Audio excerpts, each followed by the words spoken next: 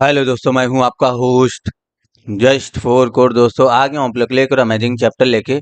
JavaScript का ये chapter है दोस्तों, चैप्टर 16 है। इसमें हम लोग जो है फंक्शन और रिटर्न कीवर्ड, फंक्शन पैरामीटर और रिटर्न कीवर्ड को समझेंगे, यानी कि रिटर्न कीवर्ड कैसे वर्क करता है और रिटर्न कीवर्ड का क्या यूज है फंक्शन के अंदर, और फंक्शन पैरामीटर को कैसे लगाते हैं या फंक्शन पैरामीटर में क्या क्या चीजें होती हैं वो समझेंगे। फंक्शन पैरामीटर के थ्रू डेटा जो भेजते हैं वो कहाँ जाता है, कैसे रिसीव करना है, कैसे फंक्शन पैरामीटर के थ्रू डेटा भेजना है और कैसे फंक्शन पैरामीटर के थ्रू डेटा रिसीव करना है, यही सारी चीजें सीखेंगे।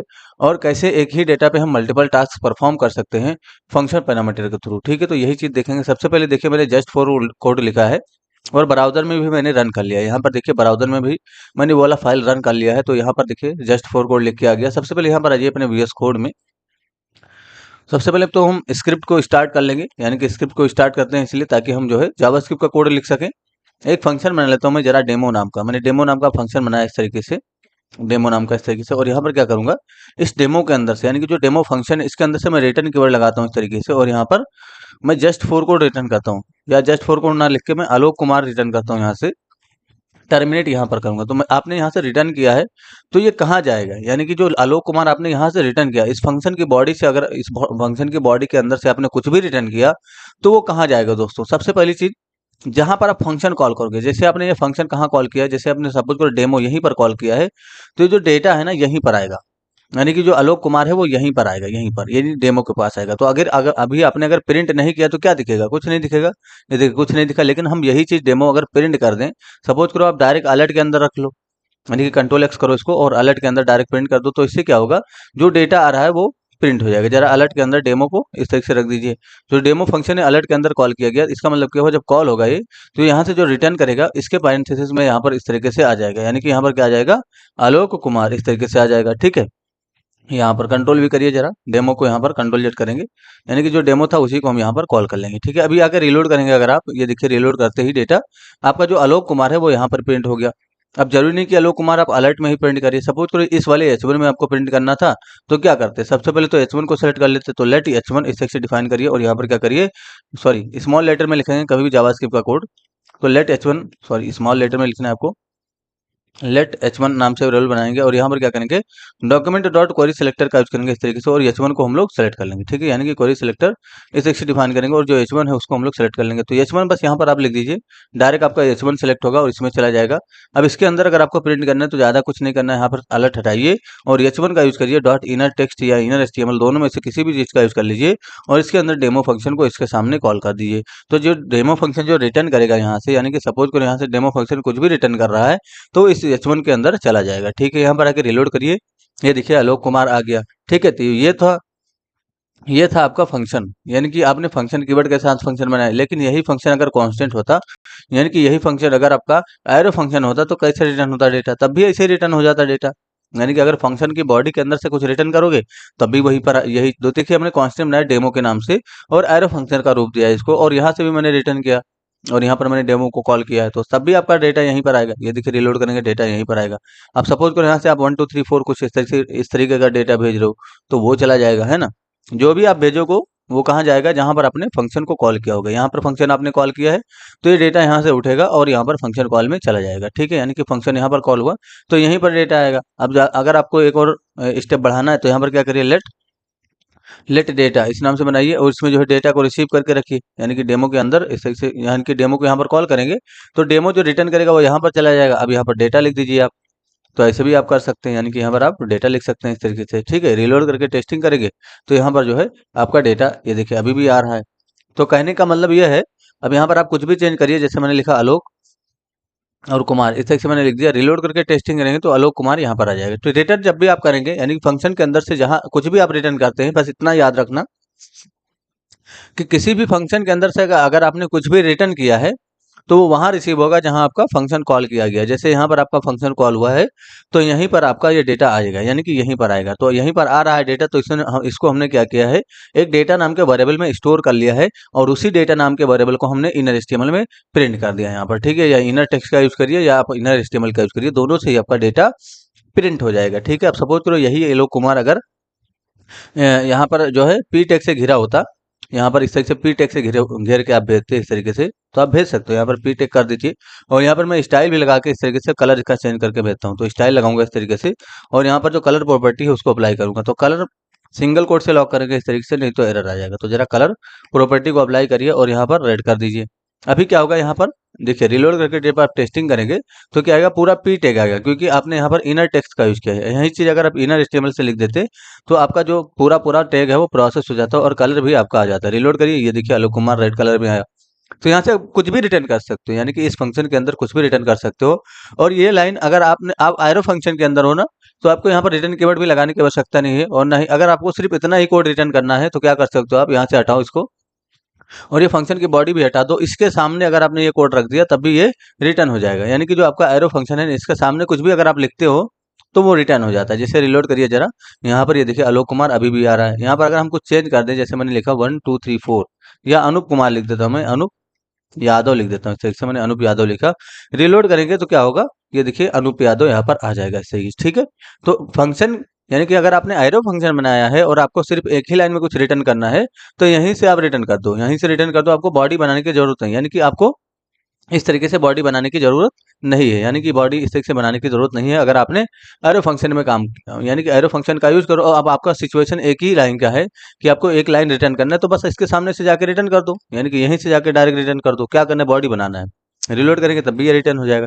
तो ये एरो फंक्शन के केस में ऐसा करना है आपको, यानी कि फंक्शन कीवर्ड के साथ ऐसा नहीं करना है आपको, एरो फंक्शन के केस में करना है। तो जब भी आप एरो फंक्शन के सामने कुछ लिखते हैं ना, तो बाय डिफॉल्ट उसको रिटर्न कर देता हो, यानी कि वो रिटर्न हो जाता है बाय डिफॉल्ट। ठीक है, अरे भेजना होगा तो यहाँ से आप अरे भी भेज सकते हो, 1 2 3 इस तरीके से अरे वगैरह भी रिटर्न कर सकते हो एरो फंक्शन के सामने। ठीक है, यहाँ पर इस तरीके से मैंने एक अरे बनाया, इसको रिटर्न कर दिया। तो यहाँ पर आप कुछ भी रिटर्न कर सकते हो। अब ये आपके ऊपर होता है कि आपको क्या रिटर्न करना है। ठीक है, ये देखिए मैंने 1 2 3 4 5 25 और 5 का अरे बनाया। ये कहाँ जाएगा, अब यहाँ पर जाएगा जहाँ पर डेमो डेटा कॉल हुआ है।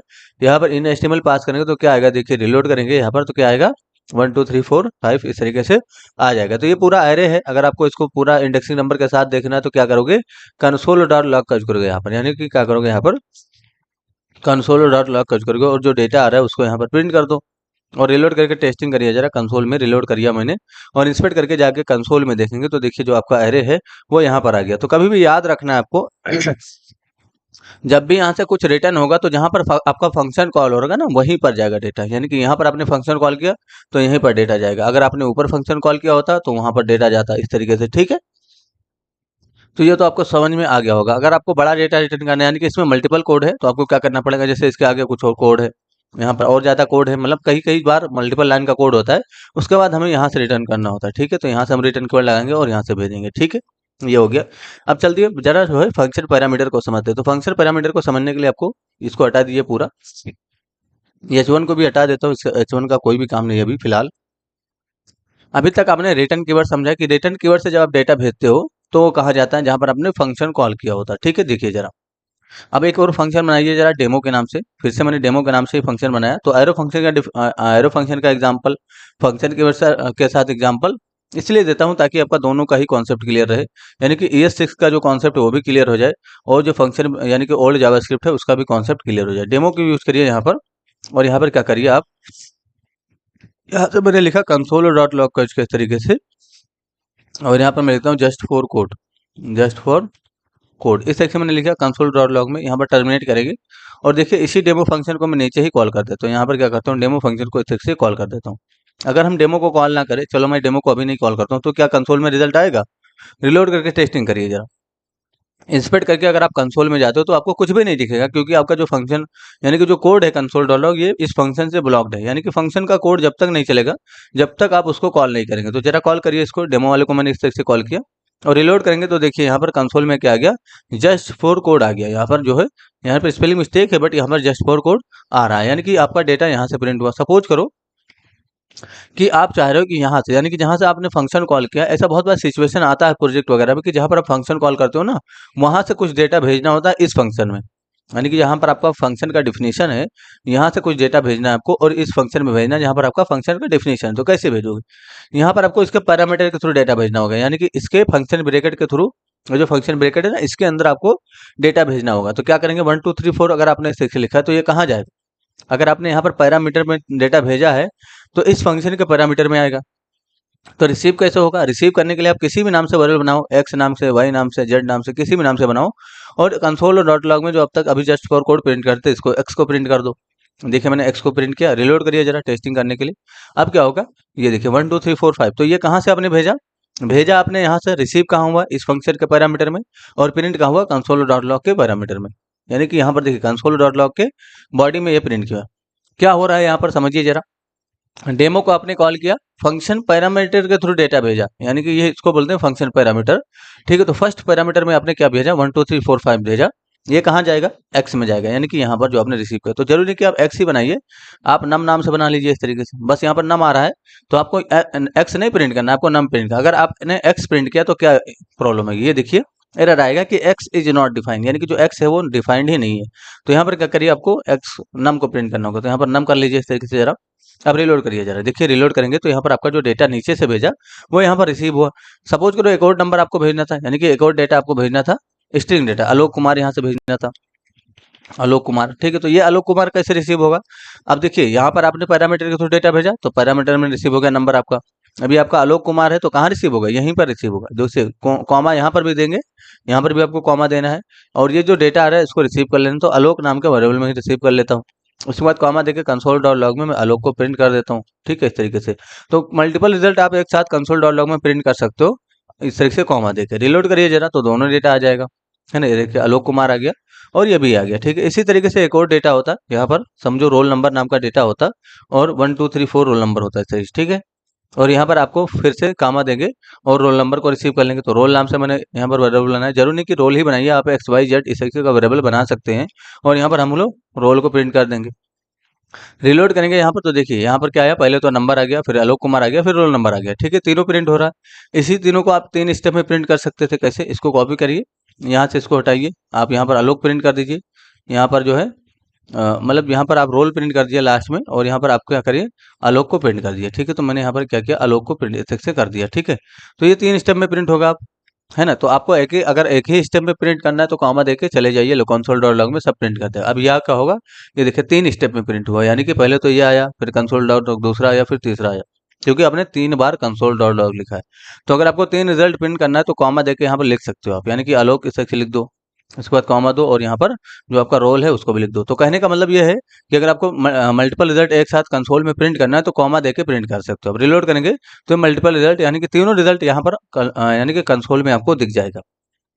तो कहने का मतलब ये है दोस्तों कि जब भी आप यहाँ से कुछ रिटर्न, यानी कि फंक्शन पैरामीटर के थ्रू अगर आप डेटा भेजोगे, जैसे यहाँ से आपने कुछ भी भेजा इस फंक्शन के पैरामीटर के थ्रू, तो फंक्शन पैरामीटर के थ्रू डेटा भेजने का मतलब क्या होता है, बहुत ज्यादा मतलब होता है इसका, यानी कि बहुत ज्यादा इसका फायदा होता है। आगे प्रोजेक्ट में ही आप इसका फायदा समझोगे। अभी आप सोच रहे होगे कि जब हमें 1 2 3 4 5 ही प्रिंट करना था, हमें हेलो कुमार ही प्रिंट करना था, हमें यही प्रिंट करना था, तो हम डायरेक्ट यहीं पर लिख देते। हमें फंक्शन पैरामीटर की क्या जरूरत है, यहाँ सिर्फ डेटा भेजने की क्या जरूरत है? भेजने की जरूरत है। अभी आपको सीखना है कि अगर आपने इस फंक्शन के पैरामीटर में कुछ डेटा रखा है और भेजा है तो वो कहाँ जाएगा। यहाँ पर जहाँ पर फंक्शन का डिफिनेशन हुआ होगा, यानी कि जैसे आपका फंक्शन फंक्शन का डिफिनेशन यहाँ पर हुआ, तो यहाँ पर इसके पैरामीटर में डेटा रिसीव होगा। इसको बोलते हैं फंक्शन पैरामीटर। ठीक है, या आप इसको वेरिएबल भी बोल सकते हो, इससे कोई इशू नहीं होगा। तो आपको वेरिएबल या फंक्शन पैरामीटर में कंफ्यूज नहीं होना, आप इसको वेरिएबल वगैरह बोल सकते हो। तो अगर मैं आपसे पूछूं कि इसमें कितने वेरिएबल हैं, तो आपका रिप्लाई होना चाहिए कि 3 वेरिएबल है। अगर मैं आपसे पूछूं इसमें कितने पैरामीटर आपने रिसीव किए हैं, तो आपको 3 बता देना है, यानी कि एक तो नम हो गया, नम नाम का पैरामीटर, आलोक नाम का पैरामीटर, और जो है रोल नाम का पैरामीटर। ठीक है, अब यहाँ से कुछ भी आप भेजिए। पहले अगर आप यहाँ पर कुछ भी, जैसे कि चलो यहाँ पर नम आ रहा है, आपने पहले नम को रिसीव किया, लेकिन आपने यहाँ पर क्या भेजा, पहले जस्ट 4 कोड भेजा। तो अब यहाँ पर जस्ट 4 कोड आएगा, इस वेरिएबल से कोई मतलब नहीं है इसको। यहाँ से जो डेटा भेजोगे इसमें चला जाएगा, सिंपल। अब यहाँ पर नंबर नाम का वेरिएबल बनाओ या जस्ट नाम का वेरिएबल बनाओ, इससे मतलब नहीं होता है। तो यहाँ से आप जो भेजोगे वो यहाँ पर जाएगा। रिलोड करिए जरा, ये देखिए मैंने रिलोड किया, यहाँ पर आएगा। सेम केस एरो फंक्शन में भी होता है। अगर आपका जो डिफिनेशन है वो एरो फंक्शन के साथ होता है, कांस्टेंट बनाता है इस तरीके से, और यहाँ पर क्या करते हैं, एरो फंक्शन के साथ अगर आपने डिफिनेशन किया होता है इस तरीके से, सॉरी इक्वल टू का सिंबल यहाँ पर देंगे, और यहाँ पर आपको एरो फंक्शन का डिफिनेशन करना है, तो सेम केस होगा। यानी कि एरो फंक्शन का डिफिनेशन आपने किया और आपने डेमो फंक्शन नीचे कॉल किया, यहाँ से डेटा भेजा, तो सेम केस एरो फंक्शन में भी ऐसे ही रिसीव होगा डेटा और ऐसे ही प्रिंट होगा। ठीक है, यानी कि अगर आप इस पैरामीटर के थ्रू डेटा भेज रहे हो तो ये एरो फंक्शन के पैरामीटर में रिसीव होगा और यहाँ पर प्रिंट करेंगे। अब यहाँ पर सपोज करो एक ही डेटा होता, यानी कि अगर आपका एक ही डेटा होता है इस तरीके से, रिजल्ट नाम का आप कुछ यहाँ से भेज रहे होते हैं, जैसे मैंने नंबर भेजा 1 2 3 4 5 6, तो यहाँ पर आपको ये देखिए इतना बड़ा लिखने के मतलब एक ही पैरामीटर देंगे, यहाँ पर आप सिर्फ नंबर देंगे। आप नंबर भेज रहे हो तो नंबर दीजिए, और यहाँ पर आपको सिर्फ को नंबर को ही प्रिंट करना है, यानी कि जो नंबर आ रहा है उसी को प्रिंट करिए। रिलोड करिए, ये देखिए नंबर आ गया।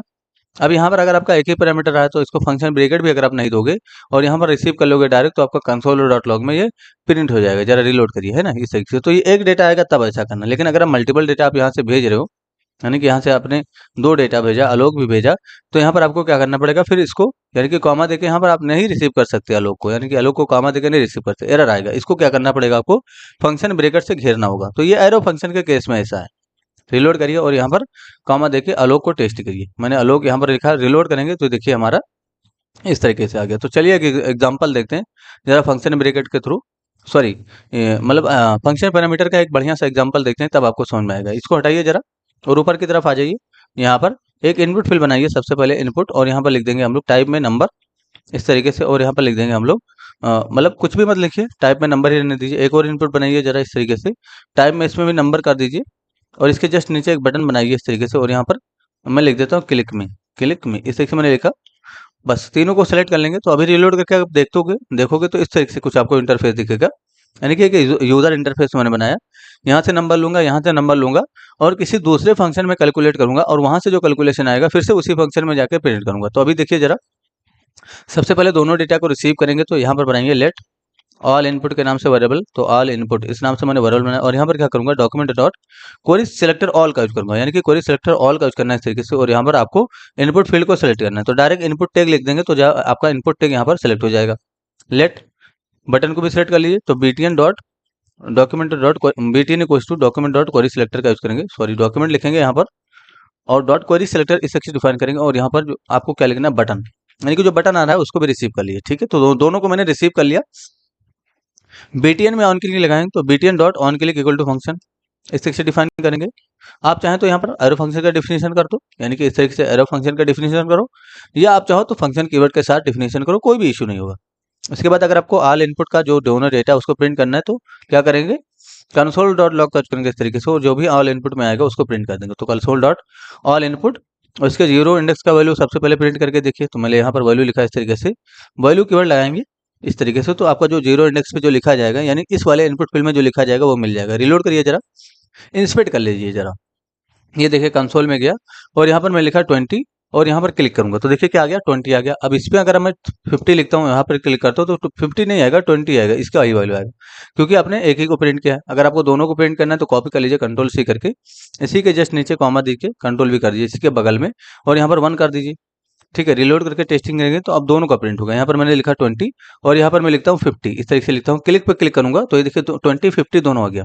अब जो नंबर आया, ये दोनों नंबर आया, जो हमें क्या करना है, सबसे पहले स्टोर कर लेना है 2 वेरिएबल में। तो क्या करिए, इसको हटाइए जरा, और यहाँ पर 2 वेरिएबल बनाइए। सबसे पहले लेट, यहाँ से मैं इसको हटाता हूँ, लेट num1, तो num1 या num1 या num2 किसी भी नाम से आप एक्स वाई जेड भी बना सकते हो। और यहाँ पर क्या करेंगे, जो ऑल इनपुट है, ऑल इनपुट का जीरो इंडेक्स एक्सेस करेंगे, और इसकी वैल्यू निकाल के num1 में रख देंगे। इस तरीके से मैंने निकाला वैल्यू और इसमें रख दिया।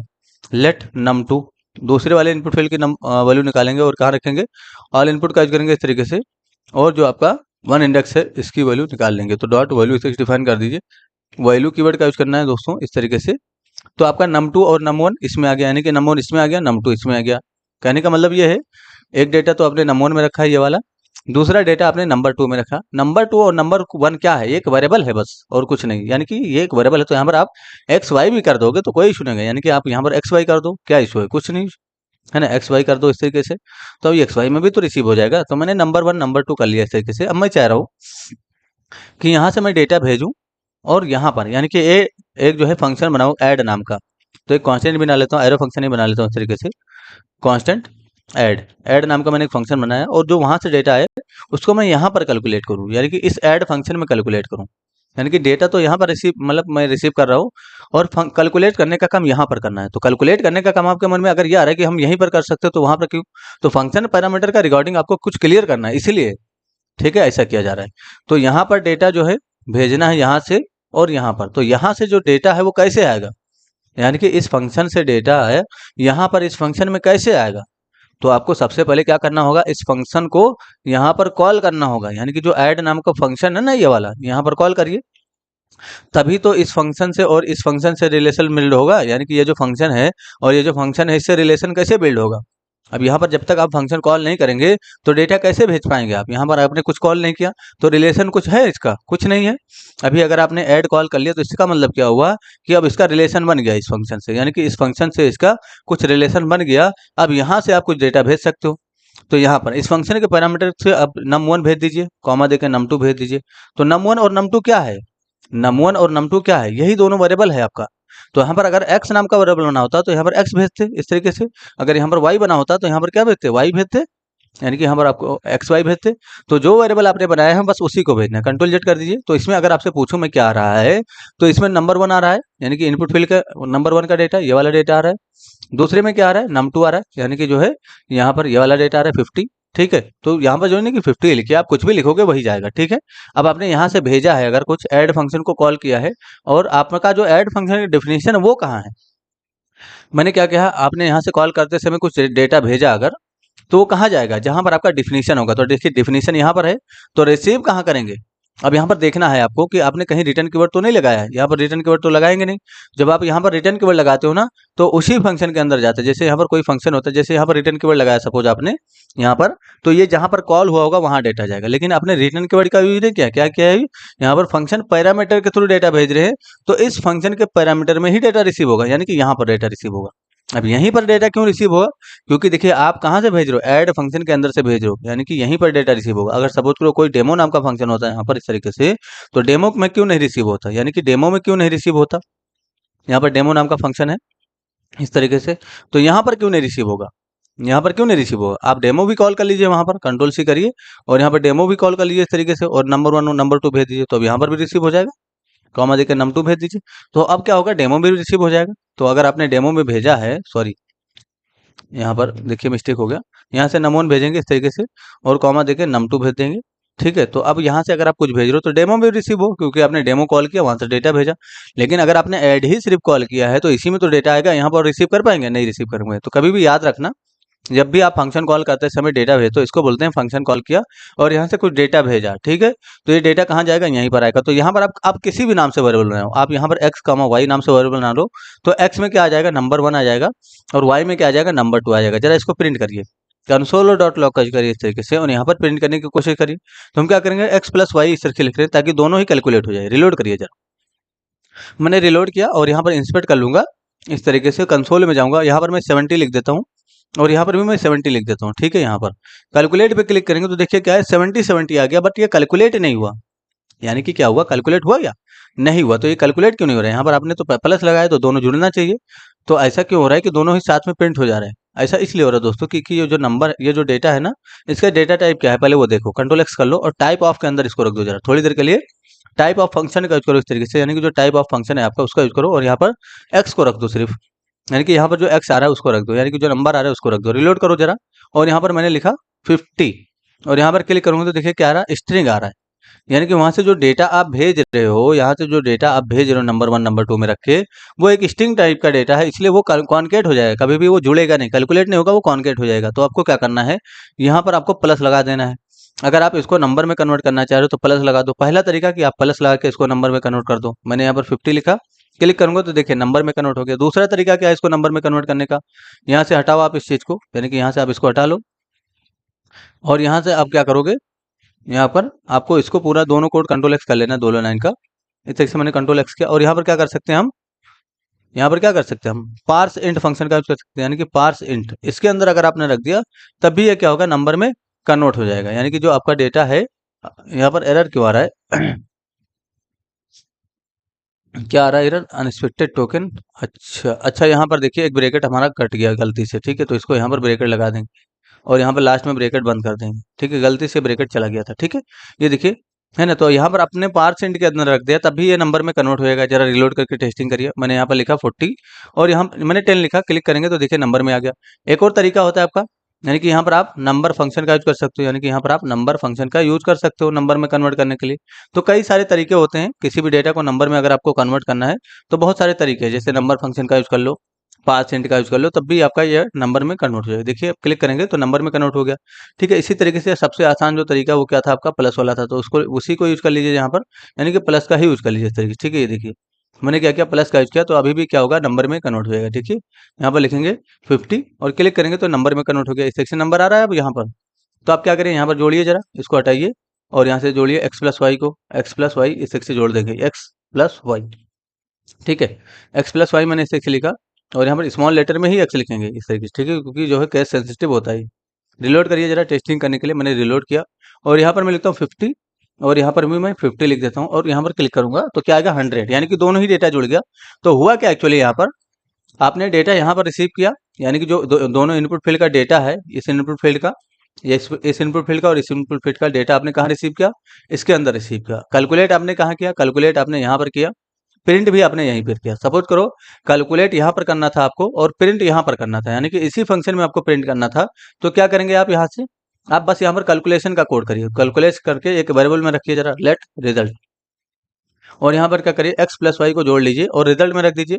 यानी कि हमने क्या किया, यहाँ से डेटा भेजा, तो डेटा हमने एक्स वाई नाम के वेरिएबल में रिसीव किया, रिसीव हो गया, आपने कैलकुलेट कर लिया। अब यहाँ से रिजल्ट को रिटर्न कर दो, यानी कि यहाँ पर रिटर्न कीवर्ड का यूज करो और जो रिजल्ट है उसको यहाँ से रिटर्न करो। ठीक है, तो रिजल्ट को हमने यहाँ से क्या कर दिया, रिटर्न कर दिया, तो रिजल्ट का यूज करेंगे इस तरीके से। तो आपने यहाँ से अगर कुछ भी रिटर्न किया है, ऐड फंक्शन के अंदर से आपने कुछ भी रिटर्न किया तो कहाँ जाएगा, यहीं पर आएगा, यानी कि जहाँ पर आपका फंक्शन कॉल है। तो यहाँ पर क्या करो, एक वेरिएबल बनाओ लेट रिजल्ट के नाम से इस तरीके से, और रिजल्ट को यहाँ पर रिसीव कर लो। तो इस फंक्शन को इसके अंदर रख दो, बस इसके सामने रख दोगे तो जो भी ये फंक्शन रिटर्न करेगा वो यहाँ पर आ जाएगा। अब जरा कंसोल डॉट लॉग में पास करो इस तरीके से रिजल्ट को। मैंने रिजल्ट को पास कर दिया, टर्मिनेट करिए। देखिए यहाँ पर आपने कंसोल नहीं पास किया, कंसोल यहाँ पर पास किया, तो क्या हो क्या रहा है, नंबर आपका रिसीव यहाँ हो रहा है, भेज यहाँ पर रहे हैं, यानी कि इस फंक्शन के थ्रू भेज रहे हैं, यहाँ पर रिसीव कर रहे हैं। उसके बाद कैलकुलेशन यहाँ पर हो रहा है और कैलकुलेशन होने के बाद जो भी रिजल्ट आया फिर से आपने यहाँ पर रिटर्न कर दिया। तो जहाँ पर आपका फंक्शन कॉल हुआ वहीं पर आ गया इस तरीके से रिजल्ट। और जरूरी नहीं कि आप यहाँ पर रिजल्ट ही बनाइए, आप कुछ भी बना सकते हो। अभी मैं दिखाता हूँ, पहले तो रिलोड करके टेस्टिंग करिए, इंस्पेक्ट कर लेंगे। और यहाँ पर मैंने लिखा यानी कि यहाँ पर पहले वाले में 100 लिख देता हूँ इस तरीके से, कंसोल में जाऊँगा, दूसरे वाले में भी मैं 100 लिख देता हूँ और क्लिक करूँगा तो देखिए क्या है 200। कहने का मतलब क्या हुआ कि आपने प्रिंट यहाँ पर किया, कैलकुलेशन यहाँ पर किया और डेटा रिसीव यहाँ पर किया। पहले तो आपने डेटा रिसीव किया, डेटा आपने दोनों यहाँ से भेजा, यहाँ पर गया, कैलकुलेशन करने का काम यहाँ पर हुआ और यहाँ से आपने रिटर्न कर दिया जो भी कैलकुलेट हुआ। तो यहाँ पर जरूरी नहीं कि रिजल्ट ही अपनाइए, आप यहाँ पर वाई एक्स नाम का वेरिएबल बना देंगे, तो यहाँ पर आप एक्स प्रिंट कर दोगे तो एक्स में भी आपका जो रिजल्ट आ रहा होगा वो चला जाएगा। रिलोड करिए जरा, यहाँ से मैंने 200 लिखा इस तरीके से और यहाँ पर भी मैं 200 लिखता हूँ इस तरीके से और क्लिक पे क्लिक करूंगा तो आपका जो है रिजल्ट आ जाएगा 400। तो इसी के रिगार्डिंग आपको टास्क दिया जाएगा कि आपको फंक्शन पैरामीटर के थ्रू ही वो टास्क सॉल्व करना है। जैसे नंबर आपका तो 2 ही रहेगा, अब एक ही इसी दोनों नंबर पे आपको मल्टीपल टास्क परफॉर्म करने हैं, जैसे मल्टीप्लाई का भी करना है ना, डिवीजन का भी करना है और जो है सब्ट्रैक्शन का भी करना है। तो जरा टास्क देख लीजिए, टास्क आपका, टास्क ये रहा है ना, इसको ओपन कर लेता हूँ और यहाँ पर क्लिक करूंगा तो देखिए आपका टास्क ये रहा। यहाँ से मैं लिख दिया 50 और यहाँ पर मैं लिखता हूँ 40। क्लिक करेंगे, कैलकुलेट पे क्लिक करेंगे तो जो इसका एडिशन है वो 90 आ गया, जो सब्ट्रैक्शन है वो 10 आ गया और यहाँ जो मल्टीप्लिकेशन है वो 2000 आ गया इस तरीके से, और जो डिवीजन है 1.25 आ गया इस तरीके से। ठीक है, यहाँ पर तो आपको इतना ये जो मतलब ये जो टास्क है ये आपको बना के भेज देना है 7 बजे से पहले। आई होप आप लोग को समझ में आएगा दोस्तों। फंक्शन पैरामीटर के रिगार्डिंग अगर आपको कोई भी क्वेश्चन रहेगा तो जरूर पूछ लेना, यानी कि आपको यहाँ पर अपना डाउट जरूर क्लियर करवा लेना, नहीं तो आपको इशू रहेगी, यानी कि आगे भी आप नहीं समझ पाएंगे। तो बहुत ज़्यादा यूज होता है इसका, यानी कि फंक्शन पैरामीटर के थ्रू जब डेटा आप रिसीव करते हो, भेजते हो, तो आपको समझ में आना चाहिए। इसका बहुत ज़्यादा यूज है प्रोजेक्ट में, इसलिए आपको मैंने सब कुछ अच्छे से समझाने की कोशिश की है। अगर नहीं समझ में आएगा फिर भी तो पूछ लेना, आपकी हेल्प कर दी जाएगी। Thanks for enjoying the premium education of just for code. See you soon.